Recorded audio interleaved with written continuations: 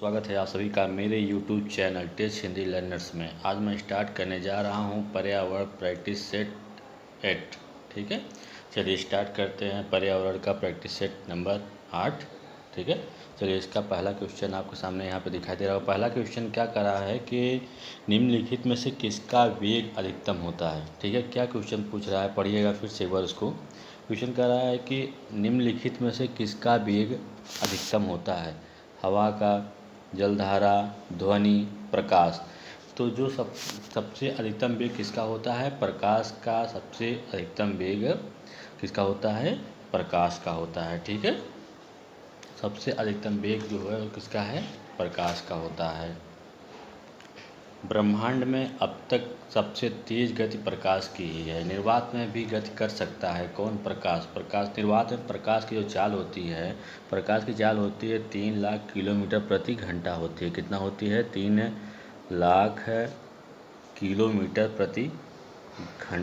प्रति सेकंड। कितने होती है, प्रति सेकंड होती है। ठीक है, चलिए फिर से बात देखते हैं क्वेश्चन नंबर 1 को। क्वेश्चन नंबर 1 क्या करा, निम्नलिखित में से किसका वेग अधिकतम होता है। तो जो किसका वेग सबसे ज़्यादा होता है, सबसे ज़्यादा वेग होता है प्रकाश का। वो निर्वात में भी गति कर सकता है। प्रकाश की चाल जो निर्वात में होती है कितना होती है, 3 लाख किलोमीटर प्रति सेकंड होती है। ठीक है, चलिए क्वेश्चन नंबर नेक्स्ट पे चलते हैं। क्वेश्चन नंबर नेक्स्ट क्या कर रहा है कि हवा में सर्वाधिक मात्रा में पाई जाने वाली गैस कौन सी है। ठीक है, क्या क्वेश्चन कर रहा है, पढ़िएगा क्वेश्चन को एक बार ध्यान से, फिर से पढ़ लेते हैं क्वेश्चन को। कह रहा है कि हवा में सर्वाधिक मात्रा में पाई जाने वाली गैस कौन सी है। तो हवा में सर्वाधिक मात्रा में पाई जाने वाली गैस कौन सी, इसमें से oxygen, hydrogen, carbon dioxide, nitrogen. तो जो हवा में सबसे अधिक मात्रा में पाई जाती है वो कौन सी गैस है, आपकी नाइट्रोजन जो होती है हवा में सबसे अधिक मात्रा में पाई जाती है। तो इसका जो राइट आंसर है वो क्या है, ऑप्शन नंबर 4। तो नाइट्रोजन जो होता है सबसे ज़्यादा मात्रा में नाइट्रोजन कितना पाया जाता है, 78% नाइट्रोजन होता है। और उसके अलावा सेकंड क्या होता है, सेकंड पे होता है ऑक्सीजन पाया जाता है। ऑक्सीजन कितना पाया जाता है, 21% होता है। ठीक है, 21% आपका क्या पाया जाता है, ऑक्सीजन पाया जाता है। ठीक है, चलिए नेक्स्ट क्वेश्चन पे चलते हैं। क्वेश्चन नंबर 3 यहाँ पे क्या कह रहा है, कुत्ता मछली का निवास स्थान क्या होता है। एक मछली की प्रजाति है जिसका नाम क्या है, कुत्ता मछली। ठीक है, कुत्ता मछली होती है, इसका निवास स्थान कहाँ होता है कुत्ता मछली का। ऑप्शन देखिएगा क्या कह रहा है ऑप्शन में, नदी, तालाब, झील, समुद्र।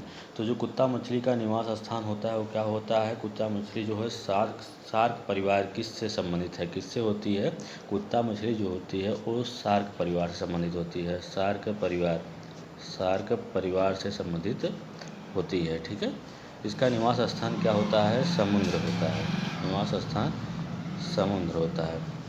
समुद्र वो भी जहाँ पे खारे पानी में पाई जाती हैं, ये भी कहाँ पाई जाती हैं, खारे पानी में पाई जाती हैं। तो कुत्ता मछली का निवास स्थान क्या होता है, समुद्र होता है। ये शार्क परिवार, जो कुत्ता मछली होता है शार्क परिवार की होती है जो समुद्र में पाई जाती है। ठीक है, चलिए नेक्स्ट क्वेश्चन पे चलते हैं। क्वेश्चन नंबर 4 यहाँ पे क्वेश्चन नंबर 4 क्या कर रहा है, पढ़िएगा। क्वेश्चन नंबर 4 में कह रहा है कि छोटी माता और रेबीज रोग जो होते हैं, छोटी माता और रेबीज रोग का कारण क्या होता है। ऑप्शन देखिए क्या कह रहा है, इसमें ऑप्शन में कह रहा है वायरस, प्रोटोजोआ, बैक्टीरिया और नेमेटोड। तो जो इसमें छोटी माता या रेबीज रोग होता है उनका कारण क्या होता है, वायरस होता है। क्या होता है, वायरस होता है उनका रोग का कारण। इसके अलावा जो आपके यहाँ पे से आपका प्रोटोजोआ के कारण कौन सा रोग हो सकता है, प्रोटोजोआ के कारण होता है पेचिस हो सकता है, पेचिस होता है, क्या पड़ता है, पेचिस रोग होता है। और आपके यहाँ पे पूछ लिया कि बैक्टीरिया के कारण टाइफाइड होता है ना, टाइफाइड बीमारी होती है, बुखार हो जाता है, उसमें से यहाँ पे किसी कारण होते हैं, बैक्टीरिया के कारण होते हैं। तो जो इसका राइट आंसर होगा, छोटी माता और रेबीज रोग का कारण क्या है, वो क्या होता है, वो वायरस होता है। क्या होता है, वायरस संक्रमण रोग होते हैं। चाहे छोटी माता हो या रेबीज रोग, दोनों का कारण क्या होता है, वायरस होता है। ठीक है, चलिए नेक्स्ट क्वेश्चन पे चलते हैं। क्वेश्चन नंबर 5 यहाँ पे क्वेश्चन नंबर 5 क्या कर रहा है, जलीय जंतुओं में श्वसन होता है। ठीक है, क्या भैया क्या पूछ रहा है इसमें कि जलीय जंतु जो होते हैं उसमें श्वसन किसके द्वारा होता है। ठीक है, फेफड़ों द्वारा, वायुकोष द्वारा, पुस्तक फुफ्फुस या गलफड़ों द्वारा होता है। तो जो जलीय जीव होते हैं उनमें शोषण किसके द्वारा होता है? जलीय जीवों में शोषण जो होता है वो गलफड़ों द्वारा होता है। जलीय जीव जैसे मछली होती है, जलीय जीव में आपका मछली आ जाएगा। मछली जो शोषण करती है किसके द्वारा शोषण करती है? वो गलफड़ों द्वारा शोषण करती है। ठीक है, चलिए नेक्स्ट क्वेश्चन पे चलते हैं। Question number 6। क्वेश्चन नंबर 6 क्या कर रहा है यहाँ पे पढ़िएगा। क्वेश्चन नंबर 6 कर रहा है कि मूल्यांकन का मुख्य उद्देश्य क्या होता है? जो मूल्यांकन किया जाता है उसका मुख्य उद्देश्य क्या होता है? ऑप्शन देखिए क्या कर रहा है। ऑप्शन में ऑप्शन पूछ रहा है, बता रहा है कोई कि अनुशासन बनाए रखना। सेकंड क्या है? केवल परीक्षण करवाना। थर्ड क्या है? केवल प्रश्न पत्र बनाना। अधिगमकर्ता की उपलब्धि को जानना और उसमें सुधार करना। यह मूल्यांकन इसीलिए किया जाता है ताकि बच्चे की कमजोरी को जाना जा सके और उसे जानने के बाद उसमें सही तरीके से सुधार किया जा सके। ठीक है, तो मूल्यांकन का मुख्य उद्देश्य इसमें से जो ऑप्शन नंबर आपका 4 है वो कह रहा है कि अधिगमकर्ता की उपलब्धि को जानना और उसमें सुधार करना। ठीक है, जब तक किसी के बारे में कोई जानकारी नहीं रखेंगे कि उसमें किस चीज़ में कमज़ोर है या बच्चा किस चीज़ को अच्छी तरीके से नहीं समझ पा रहा है, जब समझेंगे तो उसी के हिसाब से उसमें सुधार भी कर सकते हैं। ठीक है, तो इसका ऑप्शन नंबर आपका 4 राइट आंसर होगा। ठीक है, यहाँ तक आपको समझ में आ गया होगा। चलिए क्वेश्चन नंबर 7 पे चलते हैं। क्वेश्चन नंबर 7 क्या कर रहा है पढ़िएगा। कह रहा है कि पानी में, यहाँ पे देखिएगा भैया क्वेश्चन को ध्यान से देखिएगा। क्या कर रहा है कि पानी में अशुद्धि दही से मक्खन और गेहूं से कंकड़ आदि को अलग करने की क्रिया को क्या कहते हैं? ठीक है, जब भी पानी से अशुद्धि को अलग करना या दही से मक्खन या गेहूं से कंकड़ आदि को अलग करने की क्रिया को कहते हैं, क्या कहा जाता है? मिश्रण बोलते हैं, पृथक्करण बोला जाता है, छानना या ऊर्ध्वाधर होता है। तो इसमें से जो आपका पानी से अशुद्धि या दही से मक्खन गेहूं को अलग करना एक किसके अंतर्गत आता है? आपका ये आता है पृथक्करण के अंतर्गत आता है। तो जो इसका राइट आंसर होगा वो क्या होगा? पृथक्करण करना। ठीक है, ऊर्ध्वापतन क्या? जैसे एक ऑप्शन नंबर 4 आपके सामने यहाँ पर दिखाई दे रहा है, इसमें है कि ऊर्ध्वापतन। ये पूछ लिया कि ऊर्ध्वाधर जो होता है, ऊर्ध्वाधर में क्या होता है? तो ऊर्ध्वाधर जिसमें ठोस सीधे गैस में एवं गैस ठोस में परिवर्तित हो जाती है वो क्या कहलाता है? ऊर्ध्वापतन कहलाता है। ठीक है, सॉरी यहाँ पे न तो ऊर्ध्वाधर होगा ना ऊर्ध्वापतन हो, यहाँ पे ऊर्ध्वपातन होगा। क्या होगा? ऊर्ध्वपातन होगा। ऊर्ध्वपातन क्रिया क्या होती है? ऊर्ध्वपातन में ठोस जो होता है ठोस सीधे गैस में एवं गैस जो होती है वो ठोस में परिवर्तित हो जाती है। इसका एक ऑप्शन क्या होता है? कपूर होता है इसका ऑप्शन। ठीक है, इसका एग्जाम्पल हो सकता है कपूर। ठीक है, चलिए फिर से एक बार देखते हैं। पानी में से अशुद्धि दही से मक्खन गेहूं से कंकड़ आदि को अलग करने की क्रिया को क्या कहता है? पृथक्करण करना कहलाता है। ठीक है, फिर ऑप्शन में आपसे बताए थे कि ऊर्ध्वपातन क्या होता है। ऊर्ध्वपातन में होता है कि ठोस का सीधे गैस में परिवर्तित होना या गैस का ठोस में परिवर्तित होने की क्रिया को क्या कहते हैं? ऊर्ध्वपातन कहते हैं। इसका एग्जाम्पल हो सकता है कपूर। ठीक है, चलिए यहाँ तक आपको समझ में आ गया होगा। चलते हैं नेक्स्ट क्वेश्चन पे। क्वेश्चन नंबर 8 पे चलते हैं। यहाँ पे क्वेश्चन नंबर 8 क्या कह रहा है कि पीने के पानी में रोगाणुनाशक डालते हैं। अच्छा, पीने के पानी को शुद्ध करने के लिए उसमें कौन सा रोगाणुनाशक डालते हैं? पोटेशियम परमैंगनेट या क्लोरीन, पोटेशियम क्लोराइड तथा क्लोरीन, सोडियम क्लोराइड तथा ऑक्सीजन या पोटेशियम सल्फाइड तथा क्लोरीन। ठीक है, तो जिसका आपका राइट आंसर होगा ऑप्शन नंबर 1 पोटेशियम परमैंगनेट तथा क्लोरीन डालने से पानी जो होता है वो रोगाणु मुक्त हो जाता है, क्योंकि ये दोनों क्या हैं? आपके रोगाणु नाशक होते हैं। तो पोटेशियम परमैंगनेट और क्लोरीन। पोटेशियम परमैंगनेट का सूत्र क्या होता है? KMnO4 होता है और क्लोरीन को क्या बोल सकते हैं? Cl। ठीक है, चलिए तो जो इसका राइट आंसर होगा आपका ऑप्शन नंबर 1 होगा। ठीक है, चलिए क्वेश्चन नंबर नेक्स्ट पे चलते हैं। क्वेश्चन नंबर नेक्स्ट क्या कर रहा है? राष्ट्रीय पशु हैं। चलिए भैया क्या वेरी मोस्ट इम्पॉर्टेंट क्वेश्चन क्या पूछ लिया है यहाँ पे कि राष्ट्रीय पशु हैं। मोर होता है, शेर, बाघ या चिंकारा। तो जो राष्ट्रीय पशु होता है वो कौन सा होता है आपका?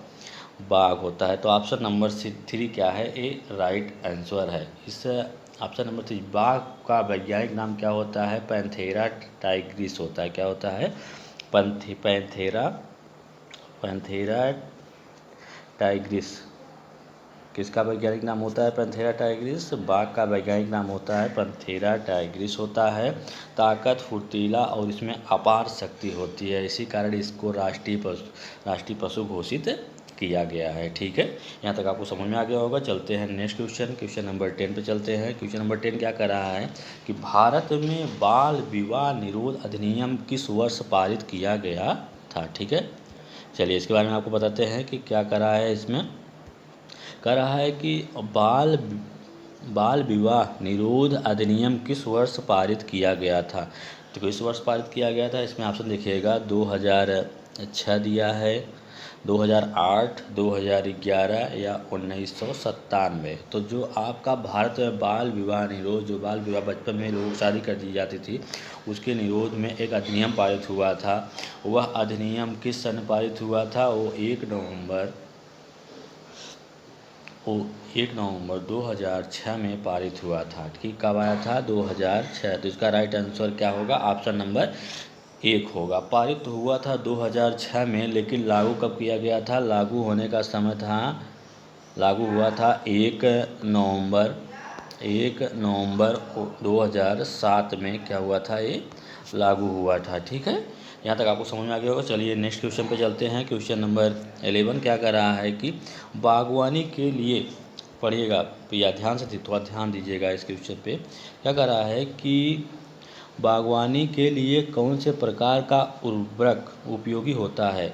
ऑप्शन दिया है urea, sodium phosphate, DAP, vermi compost. तो जो बागवानी फसल होती है, बागवानी कृषि के अंतर्गत क्या क्या आते हैं, जैसे बागवानी हो गया, बागवानी कृषि के अंतर्गत आते हैं आपके, बागवानी कृषि के अंतर्गत आता है फल, आता है फल हुआ, सब्जी हुआ,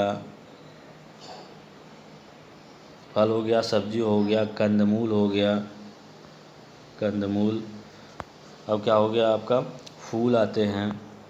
ये सब क्या आते हैं, किसके अंतर्गत आते हैं, बागवानी फसल के अंतर्गत आते हैं। बागवानी फसल में क्या होता है, बागवानी फसल के लिए उर्वरक का वर्मी कंपोस्ट जो होता है वो बहुत ही महत्वपूर्ण होता है, जिसमें जैविक खादों का अधिक मात्रा में प्रयोग किया जाता है। जो वर्मी कंपोस्ट होती हैं वो कछुओं के द्वारा तैयार किए जाते हैं। जो वर्मी कंपोस्ट होता है, खाद होती है, वो किसके द्वारा तैयार किया जाता है, वो कछुओं के द्वारा ही तैयार किया जाता है। ठीक है, तो जो बागवानी फसल है उसमें रासायनिक खाद जैसे यूरिया, सोडियम फास्फेट का प्रयोग कम से कम मात्रा में करना चाहिए। बागवानी फसल के लिए सबसे महत्वपूर्ण जो खाद होती है वो कौन सी होती है, वर्मी कंपोस्ट होती है, जो कछुओं के द्वारा ही तैयार की जाती है। ठीक है, चलिए क्वेश्चन नंबर नेक्स्ट पे चलते हैं। क्वेश्चन नंबर नेक्स्ट क्या कर रहा है, पढ़िएगा उसको ध्यान से।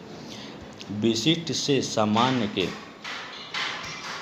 हाँ दोस्तों, यहाँ पे देखिए नेक्स्ट क्वेश्चन में क्या कर रहा है कि विशिष्ट से सामान्य का सिद्धांत। क्या कर रहा है कि विशिष्ट से सामान्य का सिद्धांत किसमें प्रयोग होता है, किसमें होता है, विश्लेषण में, स्वतः शोध विधि में, संश्लेषण विधि में या आगमन विधि में होता है। तो जो विशिष्ट से सामान्य का सिद्धांत होता है किसमें प्रयोग होता है, आगमन विधि में यूज किया जाता है। तो इसका जो राइट आंसर होगा ऑप्शन नंबर 4 होगा। तो आगमन विधि में क्या होता है, इस विधि में पहले कई प्रकार के, पहले उदाहरण बता दिया जाता है, उदाहरण बताने के बाद फिर और तत्पश्चात एक निष्कर्ष बताया जाता है। आगमन विधि में पहले उदाहरण बताया जाता है, फिर निष्कर्ष को बताया जाता है।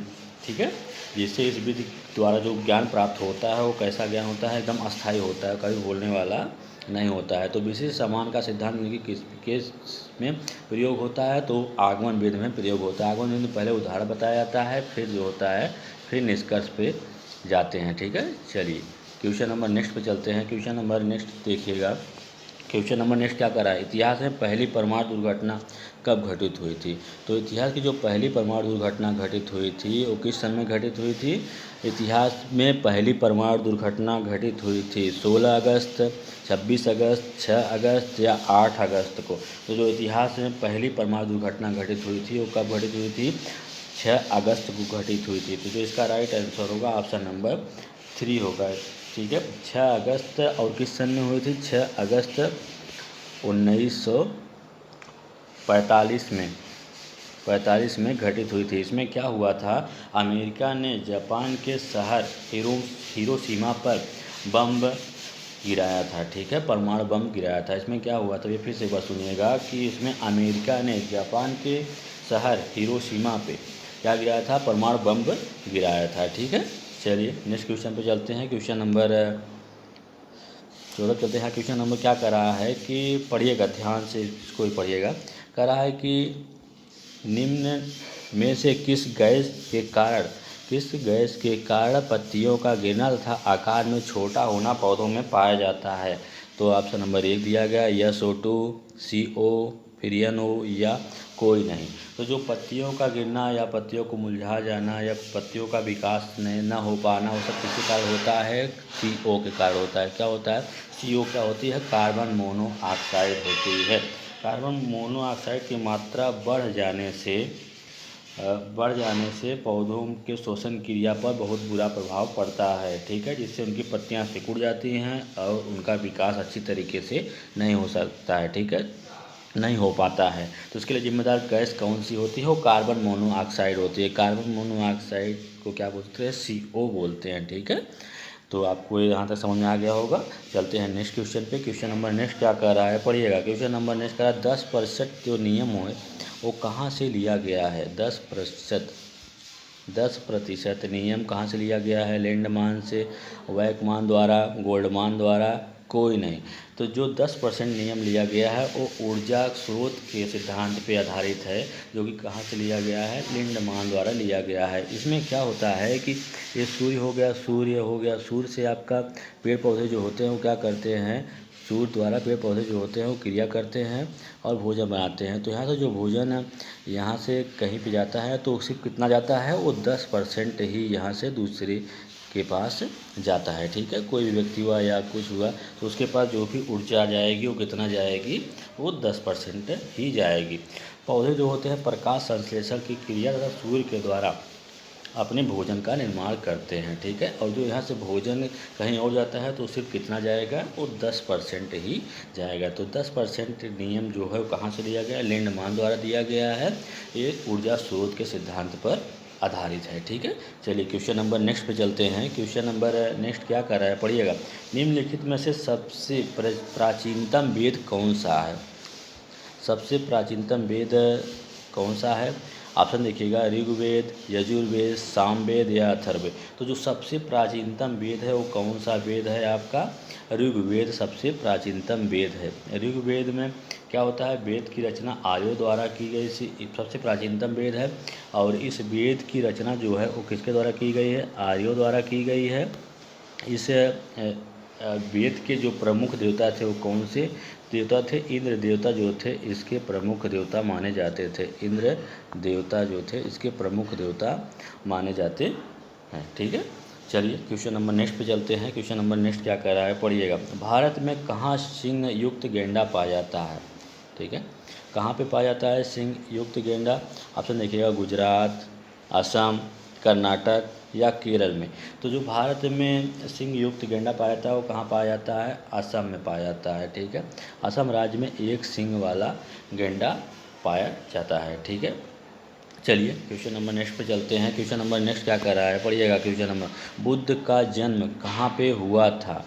जो बुद्ध थे उनका जन्म कहाँ पे हुआ था? बुद्ध जी का जो जन्म था वो अयोध्या, ऑप्शन दे रखा है, अयोध्या में, सारनाथ में, लुम्बिनी में, बोध गया में। तो जो बुद्ध जी का जन्म हुआ था वो कहाँ पे हुआ था? उनका जन्म जो हुआ था लुम्बिनी में हुआ था। अगर आपसे पूछ लेता है कि लुम्बिनी कहाँ पे है प्रेजेंट टाइम में? लुम्बिनी यूपी के सिद्धार्थ नगर में स्थित है। कहाँ पे स्थित है? यूपी के सिद्धार्थ नगर। कहाँ पे स्थित है? सिद्धार्थ नगर में स्थित है। सिद्धार्थ नगर में स्थित है, ठीक है। अगर पूछ लिया कि जो बुद्ध थे, बुद्ध के बचपन का नाम क्या था? तो बुद्ध के बचपन का नाम था सिद्धार्थ। क्या था? सिद्धार्थ था। बचपन का नाम उनके सिद्धार्थ था। सिद्धार्थ था उनके बचपन का नाम। अगर पूछ लिया कि उनके पिताजी का नाम क्या था, तो उनके पिताजी का नाम था शुद्धोधन। क्या था? शुद्धोधन। शुद्धोधन उनके पिताजी का नाम था।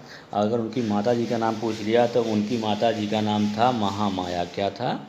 महामाया उनकी माता जी का नाम था। ठीक है, यहाँ तक आपको समझ में आ गया होगा। एक बार फिर से इस क्वेश्चन को देख लेते हैं। बुद्ध का जन्म स्थान कहाँ पे है? तो बुद्ध जी का जन्म स्थान जो है वो कहाँ पे है? लुम्बिनी में है, जो इस समय यूपी के सिद्धार्थ नगर में स्थित है। बुद्ध के बचपन का नाम क्या था? बुद्ध के बचपन का नाम सिद्धार्थ था। उनके पिता का नाम क्या था? शुद्धोधन था। उनकी माता जी का नाम महामाया था। ठीक है, चलिए नेक्स्ट क्वेश्चन पे चलते हैं। क्वेश्चन नंबर नेक्स्ट क्या करा? कोणार्क मंदिर, कोणार्क मंदिर कहाँ पे स्थित है? तो कोणार्क मंदिर है वो कहाँ पे स्थित है? राजस्थान में, मध्य प्रदेश, उड़ीसा, तमिलनाडु। तो जो कोणार्क मंदिर है वो कहाँ पे स्थित है? उड़ीसा राज्य में स्थित है। कहाँ पे स्थित है? उड़ीसा राज्य में स्थित है। इसे ब्लैक पैगोडा भी कहते हैं। क्या कहते हैं? कोणार्क मंदिर को ब्लैक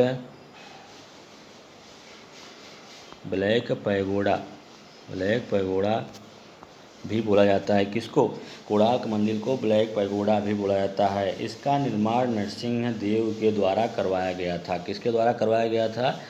नरसिंह देव द्वारा करवाया गया था। ठीक है, किसके द्वारा करवाया गया था भैया? ब्लैक पैगोडा मंदिर का निर्माण नरसिंह देव द्वारा करवाया गया था, जो कि 1984 में विश्व धरोहर की सूची में यूनेस्को द्वारा शामिल किया गया। ठीक है, चलिए क्वेश्चन नंबर नेक्स्ट पे चलते हैं। क्वेश्चन नंबर नेक्स्ट क्या कर रहा है? पढ़िएगा। प्रकाश संश्लेषण की प्रक्रिया में सम्मिलित गैस। जो प्रकाश संश्लेषण क्रिया क्या होती है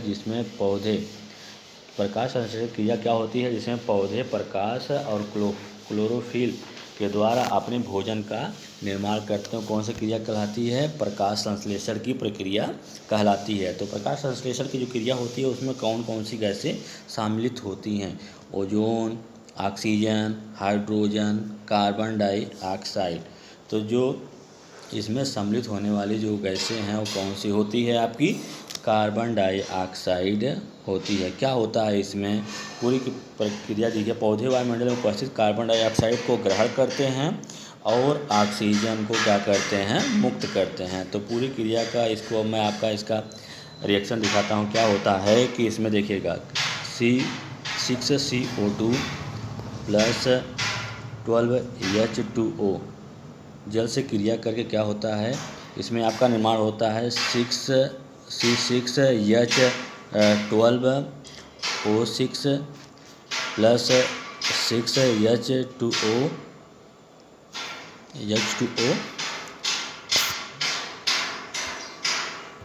हाँ दोस्तों, यहाँ पे देखिएगा क्या क्वेश्चन कर रहा है। क्वेश्चन नंबर जो 20 है इसमें क्या कर रहा है कि प्रकाश संश्लेषण की क्रिया में सम्मिलित गैसें ozone, oxygen, hydrogen, carbon dioxide. तो जो प्रकाश संश्लेषण की क्रिया होती है किस गैस में इसमें सम्मिलित जो गैसें होती है, कौन सी गैस होती है? वो कार्बन डाइऑक्साइड सम्मिलित होती है। कार्बन डाइऑक्साइड जो होता है जल से क्रिया करता है प्रकाश संश्लेषण की उपस्थिति में और क्लोरोफिल की उपस्थिति में क्या बनाता है? किस चीज़ का निर्माण करता है? हाँ, क्या होता है कि प्रकाश संश्लेषण की क्रिया में क्या होता है कि CO2 जो होता है 6CO2 जो होता है जल से 12H2O के साथ क्रिया करके C6H12O6 plus 6H2O plus 6O2 का निर्माण करता है। क्या होता है इसमें? इस क्रिया में क्या होता है कि जो प्रकाश संश्लेषण की क्रिया में कार्बन डाइऑक्साइड जो होती है और कार्बन डाइऑक्साइड को ग्रहण करते हैं। पौधे जो होते हैं कार्बन डाइऑक्साइड ग्रहण करते हैं और ऑक्सीजन गैस यहाँ पे आपको दिखाई दे रहा होगा कि ऑक्सीजन गैस को क्या करते हैं? मुक्त करते हैं। ठीक है, प्रकाश संश्लेषण प्रक्रिया में शामिल जो गैस होती है, मुख्य गैस की होती है वो कार्बन डाइऑक्साइड होती है। ठीक है, चलिए नेक्स्ट क्वेश्चन पे चलते हैं। क्वेश्चन नंबर 21 पे चलते हैं। क्या कर रहा है इसमें? क्वेश्चन को पढ़िएगा। क्वेश्चन नंबर कर रहा है कि पत्तियों में हरे रंग की उपस्थिति निम्नलिखित में से किस कारण से होती है? जो पत्तियां जो होती हैं, पेड़ पौधे जो होते हैं, उनमें जो हरा रंग होता है वो किसके कारण से होता है? ठीक है, ग्लूकोज के कारण, नाइट्रोजन के कारण, क्लोरोफिल या ऑक्सीजन के कारण। तो जो पत्तियों का हरा रंग होता है किसके कारण होता है? वो क्लोरोफिल के कारण होता है। किसके कारण होता है? क्लोरोफिल के कारण। तो जो ऑप्शन नंबर आपका इसका 3 होगा वो क्या होगा? राइट आंसर होगा। यह प्रकाश संश्लेषण का मुख्य वर्णक होता है। क्लोरोफिल में आपका इसमें जो क्लोरोफिल होता है इसका संगठन किससे किससे होता है, इसमें होता है कार्बन होता है, नाइट्रोजन होता है, ऑक्सीजन, मैग्नीशियम और कई प्रकार के तत्व इसमें सम्मिलित होते हैं। ठीक है, पत्तियों के हरे रंग में उपस्थिति किस कारण से होती है, तो क्लोरोफिल के कारण पत्तियों का रंग हरा होता है। ठीक है, चलिए यहाँ पर मेरा क्लास समाप्त होता है। अगर आपको मेरा क्लास अच्छा लगा हो तो लाइक एंड सब्सक्राइब करना ना भूलें। ठीक है, अगर आप मेरी वीडियो को एक बार सब्सक्राइब कर लेंगे तो मेरे जो भी वीडियो आएंगी वो आपके सामने सबसे पहले पहुँच जाएंगे। ठीक है, चलिए यहाँ पे अब मेरा क्लास स्टार्ट होता है। Thank you.